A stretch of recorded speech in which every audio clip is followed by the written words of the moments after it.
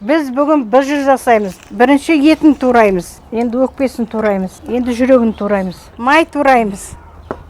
Енді етімізді еттарқыштан өткізіп аламыз. Енді май қосамыз. Майын ұсақтап турап алдық. Енді пиязын ұсақтап тураймыз. Күршін жуып алдық, енді күршін саламыз.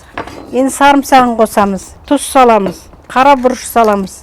Быжының салмасы дайын, міне ұлтабарға саламыз. Бұны да өте тығыз істеуге болмайды, жарылып кетеді мынау. Еті несі өседі ғой, күріш өседі. Шамалы тығыз қылып, мынау аузы мына жерін тігеміз. Міне быжымыз дайын болды, мінекей. Қазанға салып, мұздай суға салып қайнатамыз. Қайнап жатыр, тұз саламыз, лабыр жапырағын саламыз. Міне быжымыз да дайын болды, ұлтабарға салдық мына быжыны. 2 сағаттай пісті. Ішіндегі ұлтабардың майын алған жоқпыз. Сол майыменен, мінекей ұлтабардың майыменен керемет болып піскен. Не жарылған жоқ, не қылған жоқ. Майы көп бұның енді.